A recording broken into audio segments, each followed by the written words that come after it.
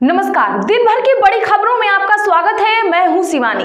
आज की खबरों में बात होगी सीएम नीतीश के जन्मदिन पर ये क्या बोल गए तेजस्वी, छिड़ा सियासी घमासान। वहीं जनता के ऊपर पड़ी महंगाई की मार मोदी सरकार ने दिया तगड़ा झटका की, और महाराष्ट्र असेंबली में भगदड़ तय, उद्धव ने ठोक दिया इस पद पर दावा की। इधर योगी के यूपी में भारी बगावत, 4 खेमों में बटी भाजपा की, साथ ही बीजेपी को वोट देने वाले दिल्ली वासियों को फिर बड़ा झटका की। वहीं लुटियन जमात खान मार्केट गैंग, मोदी ने क्या बोला, बेशर्मी की हदें पार की। इसी के साथ आज दिन भर की सभी बड़ी और प्रमुख खबरों को जानेंगे विस्तार से। उससे पहले एक नजर सुर्खियों पर। मोदी बोले, लुटियन जमात खान मार्केट गैंग से हैरान हूं। शादी में 10 से ज्यादा लोग नाचे तो दूल्हे समेत गिरफ्तारी, ऐसे कानून हमने हटाए।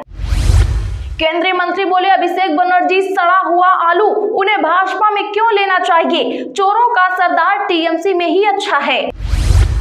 20 साल पुरानी खटारा सरकार बिहार में नहीं चलेगी, सीएम पर तेजस्वी का तंज। कहा, 15 साल पुरानी गाड़ी की परमिशन नहीं तो पलटा पलटी वाली सरकार क्यों चले। मणिपुर में 21 महीने बाद हालात सामान्य होने के आसार, अमित शाह बोले 8 मार्च से लोग कहीं भी आ जा सकेंगे, 10 दिन में 300 हथियार सरेंडर। कर्नाटक में सभी उत्पादों पर कन्नड़ लिखना जरूरी, सर्कुलर हुआ जारी, सरकारी और प्राइवेट दोनों विभागों में लागू होगा। सरकार बोली, अपने नागरिकों को बेहतर मौके देंगे हम। हिमाचल कांग्रेस प्रभारी बोली, 15 दिन में बनेगा नया संगठन, 2027 में सरकार रिपीट करेंगे, अध्यक्ष बदलने के आदेश नहीं, एक पद का सिद्धांत लागू। भाजपा नेता बोले, आतिशी सुपर्णखा जैसी, रावण और कुंभकर्ण की तरह केजरीवाल, सिसोदिया का करियर खत्म, बस आतिशी बच गई हैं। पीएम मोदी ने नीतीश कुमार को दी जन्मदिन की शुभकामनाएं, अमित शाह बोले, आपके नेतृत्व में एनडीए। मुसलमानों के खिलाफ बनाया जा रहा माहौल, वृंदावन में मुस्लिम समाज की दुकानों पर पाबंदी पर बोले मौलाना। उत्तर प्रदेश में महाकुंभ की कमाई, मृतकों के परिजनों को मुआवजा देने पर हो खर्च, अखिलेश यादव बोले, सम्राट हर्षवर्धन से प्रेरणा ले सीएम योगी। कांग्रेस के केरल के नेताओं को चेतावनी, कहा पार्टी लाइन के खिलाफ बोले तो होगी कड़ी कार्रवाई। मोदी के वादे के बावजूद कांग्रेस की योजना बंद की, गहलोत बोले, फ्री स्मार्ट योजना बंद नहीं होती तो जीडीपी बढ़ती। गोवा में लेखक के छत्रपति शिवाजी महाराज पर टिप्पणी से मचा बवाल, बजरंग दल का माफी की मांग को लेकर जमकर हो रहा प्रदर्शन। बिहार चुनाव में एआई के साथ उतरेगा राजद, कोरोना काल में वर्चुअल प्रचार से भारी पड़ा था जदयू। नीतीश के बेटे की सियासी एंट्री पर पशुपति पारस की आरएलजेपी बोली, निशांत चुनाव लड़े। हेमंत सोरेन ने कर दिया वह काम जो 20 साल में कभी नहीं हो सका, कई राज्यों को भी छोड़ा पीछे। यहां खेमों में बटी भाजपा, मंडल, जिला और महानगर अध्यक्ष के चुनाव टले, इन 4 जिलों में संगठन का बदलाव टला। कमर्शियल गैस सिलेंडर 6 रुपए तक हुआ महंगा, इंश्योरेंस पॉलिसी प्रीमियम पेमेंट के नियम भी बदले, आज से देश भर में हुए 4 बड़े बदलाव। योगी को तो उर्दू नहीं आती, फिर वे वैज्ञानिक क्यों नहीं बन गए, ओवैसी का यूपी के सीएम पर पलटवार। निशांत नहीं तेज प्रताप की चिंता करें, भगदड़ मचने वाली है, तेजस्वी पर भड़के अशोक चौधरी। बड़ा फैसला, दिल्ली में 31 मार्च के बाद 15 साल पुराने वाहनों को नहीं मिलेगा पेट्रोल और डीजल, ऐसे होगी वाहनों की पहचान। महाराष्ट्र विधानसभा में नेता प्रतिपक्ष पद पर दावा ठोकेगी शिवसेना के यूबीटी, राउत ने दिए बड़े संकेत। चलिए अब जानते हैं बड़ी और प्रमुख खबरों को विस्तार से। उससे पहले वीडियो को लाइक जरूर करें, साथ ही खबरों को आखिर तक देखना ना भूलें। सीएम पर तेजस्वी का तंज, कहा 20 साल पुरानी खटारा सरकार अब बिहार में नहीं चलेगी। बता दें कि आज मुख्यमंत्री नीतीश कुमार के 74वें जन्मदिन पर नेता प्रतिपक्ष तेजस्वी यादव ने बिहार सरकार पर तंज कसा है। उन्होंने सोशल मीडिया एक्स पर एक पोस्टर के जरिए कहा, जब बिहार में 15 साल पुरानी गाड़ी चलाने पर रोक है तो 20 साल पुरानी खटारा सरकार क्यों चलेगी। तेजस्वी ने अपने पोस्ट में सरकार को जोड़ तोड़, पलटा पलटी और जर्जर बताते हुए हटाने की अपील की। नेता प्रतिपक्ष ने अपने पोस्ट में लिखा, बिहार में 15 साल पुरानी गाड़ी चलाने की अनुमति नहीं है क्योंकि वो ज्यादा धुआं फेंकती है, प्रदूषण बढ़ाती है, जनता के लिए हानिकारक है, तो फिर एनडीए की 20 साल पुरानी जोड़ तोड़, पलटा पलटी वाली खटारा सरकार क्यों चलेगी।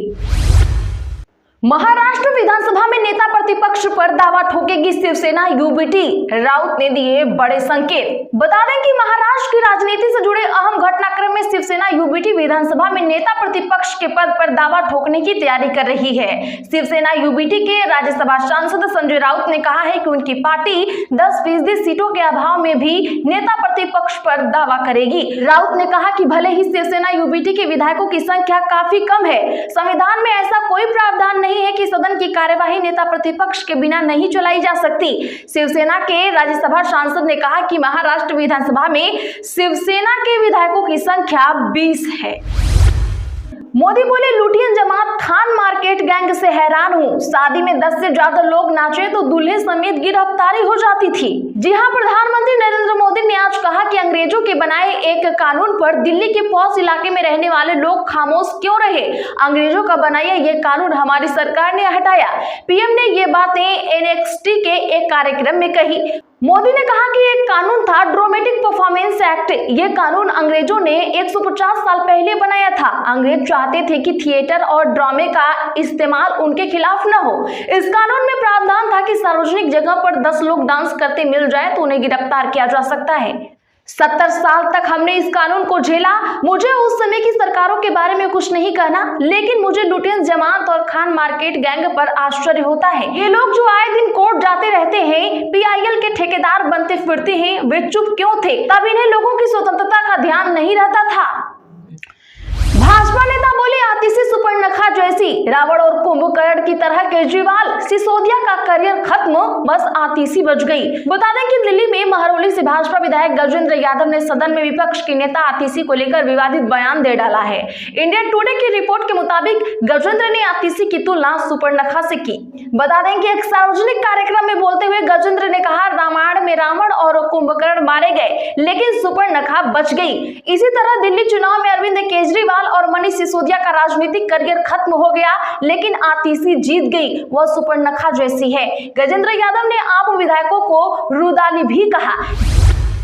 महाकुंभ की कमाई मृतकों के परिजनों को मुआवजा देने पर हो खर्च, अखिलेश बोले, सम्राट हर्षवर्धन से प्रेरणा ले सीएम। जी हां, राजधानी लखनऊ में सपा अध्यक्ष अखिलेश यादव ने आज कहा कि सरकार का दावा है कि महाकुंभ से प्रदेश की अर्थव्यवस्था में कई लाख करोड़ रुपए की कमाई हुई है।